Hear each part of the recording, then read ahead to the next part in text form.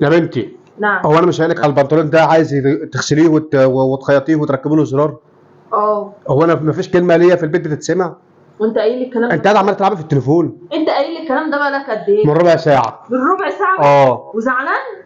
زعلان؟ ما انت بتلعب في التليفون. انا نفسي اقول كلمه في البيت وتتسمع. طب تعالى، انا عايزه اقول لك على حاجه صغيره. انا نفسي اقلب القناه دي بقالي سنه بحالها، نفسي اقلب القناه.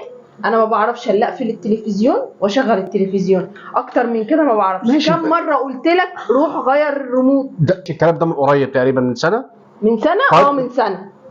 سيبك من ده. الازاز النيش ده مكسور من ساعه جوازنا، تمام؟ يعني بقاله داخل في 10 سنين تقريبا.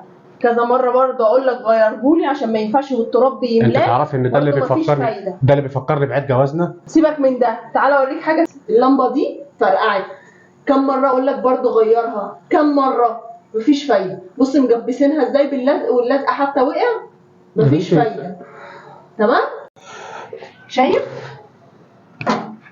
شايف الباب بقاله قد ايه كده؟ ماشي مفتوح. انا ما بعرفش اقفله من بره. ما هو تمام؟ يبقى القرآن شغال، انا ما بعرفش اقفله. ما هو سهل اهو. تمام؟ برضو بقاله قد ايه؟ بقاله حوالي سنتين كده. ما تطلبش بقى مني حاجه تاني. اتفضل بنطلونك. اتفضل بنطلوني. وبكره الخياطه. خيط بقى بنطلونك. انت اتجننتي ولا ايه؟ هخيط البنطلون الاسود ببكره بيضه؟